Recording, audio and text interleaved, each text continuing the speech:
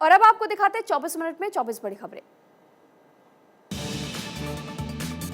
तिरंगा थाम दिल्ली कूच से पहले ही मौलाना तौकीर रजा को उनके घर में 72 घंटे के लिए नजरबंद कर दिया गया है। हालांकि 23 घंटे के बाद ही प्रशासन ने रजा से पाबंदियां हटा ली है और इससे पहले इत्तेहादे मिलत कैंसिल समर्थकों को पुलिस में धक्का मुक्की की नौबत आ गई थी। तौकीर रजा के मुताबिक वो तिरंगा यात्रा निकालना चाहते थे, पुलिस ने गैर कानूनी तरीके से उन्हें रोक दिया।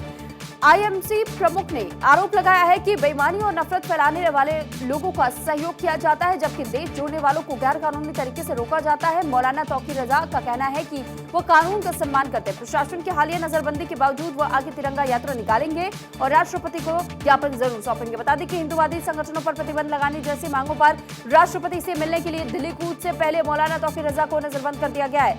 डीएम के आदेश पर बरेली में ही इनके घर के बाहर भारी भरकम फोर्स भी लगा दी गई है। हालांकि ये वही तौकीर रजा है जो कि आए दिन अपने विवादित बयानों से घिर जाते हैं और खबरों में छाए रहते हैं, लेकिन अब ऐसे में दिल्ली कूच की तैयारी थी, लेकिन उनको नजरबंद कर दिया गया है। तो दिल्ली शराब घोटाले में तेलंगाना सीएम केसीआर की बेटी के कविता से आज फिर से ईडी पूछताछ करेगी और एजेंसी 11 बजे कविता को पूछताछ के लिए हाजिर होने का समन जारी किया है। बता दें कि ईडी पूछताछ के विरोध में कविता ने सुप्रीम कोर्ट में याचिका दायर करके तुरंत सुनवाई करने से अपील की थी और लेकिन उन्हें अदालत से झटका लगा। कोर्ट ने इस मामले में अंतरिम राहत देने से इनकार कर दिया। ईडी ने इससे पहले 11 मार्च को के कविता से 9 घंटे पूछताछ की थी और के कविता ने इस मामले में बीजेपी पर राजनीति करने का आरोप लगाया था। उन्होंने कहा कि जो भी पीएम मोदी के खिलाफ बोलता है उनको केंद्रीय जांच एजेंसियां परेशान करने लगती हैं। ये गलत है और सभी को सवाल करने का अधिकार है।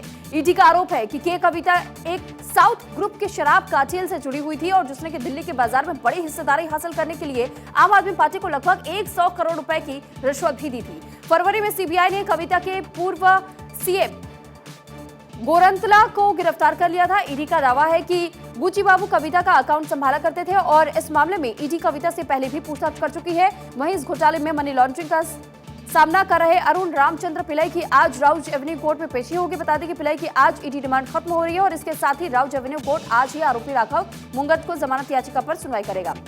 साथ ही साथ उत्तराखंड को बने भले ही 22 साल हो चुके हैं, लेकिन आज भी राज्य के कई ऐसे हिस्से बताए जाते हैं जो कि सड़क मार्ग से नहीं जुड़ पाए हैं। सड़कों की मांग को लेकर के प्रशासन को अवगत कराया जाता है, लेकिन प्रशासन मांगों को अनदेखा कर देता है और ऐसा ही एक मामला बागेश्वर जिले का बताया जा रहा है, जहां पर प्रशासन के बेरुखी से क्षुब्ध होकर के प्रकाश गोस्वामी ने अपने गांव की सड़क खुद ही बना दी। प्रकाश ने यह कदम तब उठाया जब बार बार प्रशासन और शासन से गुहार लगाने के बावजूद उनकी मांगों को अनदेखा कर दिया गया। जब सिस्टम ने उनकी नहीं सुनी तो फिर पहले तो वो निराश हो गए, लेकिन कुछ ही समय बाद उन्होंने खुद ही गांव तक सड़क बनाने का दृढ़ संकल्प ले लिया, जिसके बाद से प्रतिदिन 5 घंटे श्रमदान कर वो अपने गांव तक सड़क पहुंचाने में कामयाब रहे और इस कार्य में उन्हें 1 साल का समय लगा। वहीं जिलाधिकारी ने इस मामले में कहा उन्होंने एसडीएम और वन विभाग की संयुक्त टीम उक्त स्थान का स्थलीय निरीक्षण का रिपोर्ट जारी करेंगे। तो लगातार लंबे समय से जिस तरीके से सड़क की मांग की जा रही थी, ठीक बिहार के दशरथ मांझी की तरह ही एक शख्स ने श्रमदान करते हुए अपनी गांव तक सड़क पहुंचाने का काम खुद ही किया।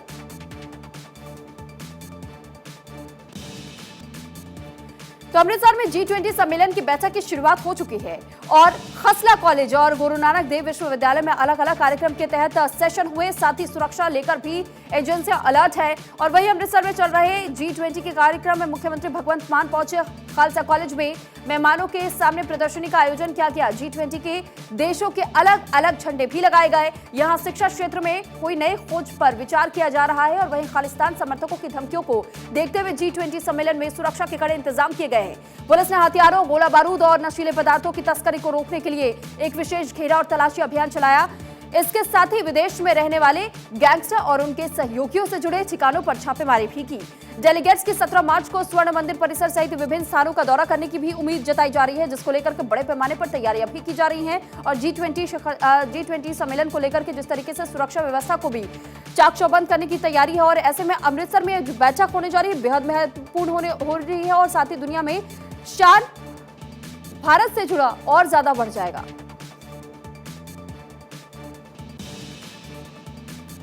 तो वहीं ओपीएस को लेकर के कर्मचारियों के प्रदर्शन के बाद से अब महाराष्ट्र सरकार के सामने नई टेंशन खड़ी हो चुकी है और यहां किसान सरकार के खिलाफ लामबंद है। और अपनी मांगों को लेकर के प्रदर्शन करते हुए नजर आ रहे हैं। नासिक से चले किसानों की भीड़ ने शिंदे सरकार की मुश्किलें और बढ़ा दी है। महाराष्ट्र के अलग अलग जिलों के किसान अपनी समस्या लेकर के मुंबई के और पैदल मार्च करते हुए नजर आए। प्रदर्शन करने वाले किसानों की संख्या 15 से 20 हजार है। इस मार्च में ज्यादातर वो किसान शामिल है जिनकी फसल के दाम अच्छे नहीं मिल पा रहे हैं या फिर बेमौसम बारिश ने किसानों की फसलों को चौपट कर दिया हो। और किसानों के प्रतिनिधिमंडल ने 14 सूत्रीय मांगों को लेकर के सीएम शिंदे से मुलाकात की और इस बैठक में डिप्टी सीएम देवेंद्र फडणवीस भी मौजूद रहे। बैठक में सरकार ने जल्द ही समाधान का आश्वासन भी दिया है। किसानों ने सरकार से प्याज उत्पादकों को 600 रुपए प्रति क्विंटल की तत्काल वित्तीय राहत, 12 घंटे निर्बाध बिजली आपूर्ति और कृषि ऋण में माफी की मांग की है। इसके अलावा किसानों ने सोयाबीन, कपास और अरहर की कीमतों में गिरावटों को रोकने और बेमौसम बारिश और अन्य प्राकृतिक आपदाओं से प्रभावित किसानों को तत्काल राहत देने के लिए कदम उठाने की भी बात कही है। हालांकि अब देखना यही होगा कि जिस तरीके से किसानों की मांग है, इन किसानों की मांग कब तक पूरी हो पाती है, लेकिन किसानों का ये प्रदर्शन जारी है। तो योगी सरकार ने नीलगाय और सांड के हमलों को राज्य आपदा की घटनाओं की सूची में शामिल कर लिया। गौरतलब यह है कि प्रदेश में छुट्टा पशुओं में नीलगाय और सांड के हमले या फिर टक्कर की घटनाएं होने पर मुआवजा मिलेगा। साथ ही मुख्यमंत्री ने अधिकारियों को निर्देश दिया है कि इस तरह के हमलों को रोकने के लिए प्रभावी कदम उठाए जाए। निर्देश के मुताबिक 60% से अधिक अपंग होने पर 2.50 लाख तक का मुआवजा मिलेगा, जबकि 40 से 60% तक अपंग होने पर 74,000 का मुआवजा मिलेगा और 1 हफ्ते से अधिक अवधि तक अस्पताल में भर्ती होने पर 16,000 का मुआवजा मिलेगा।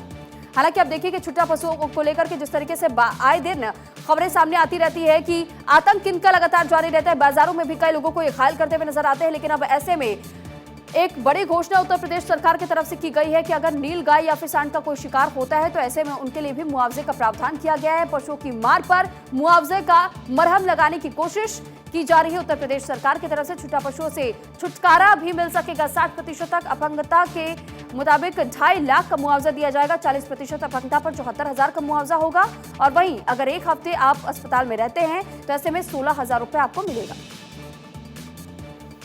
तो सतीश कौशिक की मौत मामले में पुलिस लगातार पूछताछ में जुटी हुई है और इस केस में विकास मालू से पुलिस ने 4 घंटे से ज्यादा वक्त तक पूछताछ की है। पुलिस ने विकास मालू को पूछताछ के लिए कापस हेड़ा थाने में बुलाया था और इस दौरान पुलिस ने होली के दिन हुई पार्टी को लेकर के भी पूरी जानकारी मांगी है। पुलिस इस बात तक की जांच कर रही है कि कौशिक ने क्या खाया था, कौन सी ड्रिंक पी थी और पार्टी में कितने गेस्ट शामिल हुए थे। विकास मालू से सबसे अहम बात तो यह भी पूछी गई है कि सानवी के 15 करोड़ रुपए के लेन देन के आरोप में कितनी सच्चाई है। हालांकि सूत्रों के मुताबिक विकास मालू ने तमाम आरोपों को नकार दिया है। वहीं पैसों के लेन देन पर सतीश कौशिक की हत्या का आरोप लगाने वाली सानवी से भी पुलिस ने पूछताछ की है। सानवी ने इस दौरान सतीश कौशिक की मौत से जुड़े कुछ वीडियो क्लिप पुलिस को दे दी और साथ ही कुछ दस्तावेज जांच टीम को भी सौंपे हैं। माना यह जा रहा है कि इस केस में पुलिस सतीश कौशिक के घर वालों से भी पूछताछ कर सकती है। अब देखना यही होगा कि आखिर सतीश कौशिक की मौत को लेकर के जिस तरीके से कहा जा रहा है कि उन्हीं के दोस्त ने महज 15 करोड़ के लिए उनकी जान ले ली, लेकिन सानवी की तरफ से लगाए गए आरोपों में कितनी सच्चाई है, इसी को डिटेल से पता करने के लिए और समझने की कोशिश पुलिस की तरफ से जारी है। तो सिद्धू मूसेवाला हत्याकांड मामले में पंजाबी गायक बब्बू मान की एसआईटी के सामने पेशी हुई और उनसे कई घंटों तक सवाल भी पूछे गए। पूछताछ के दौरान बब्बू मान ने मूसेवाला मर्डर केस में अपनी भूमिका से साफ इनकार कर दिया। दरअसल पंजाबी सिंगर बब्बू मान और मनकीरत औलख बम्बीहा ग्रुप के निशाने पर है। दरअसल सिद्धू मूसेवाला की हत्या का बदला लेने के लिए बम्बीहा ग्रुप पंजाबी सिंगर बब्बू मान और मनकीरत औलख की हत्या ग्रुप करना चाहता था।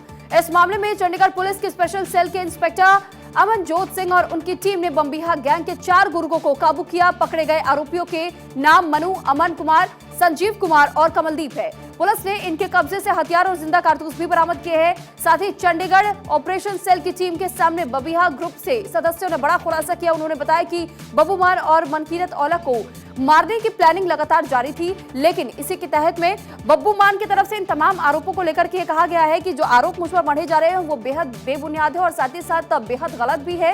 लेकिन उनके तरफ से जो भी पूछताछ की जा रही है, पूछताछ में अपने तरफ से वो तमाम सफाइयां पेश करते हुए नजर आ रहे हैं।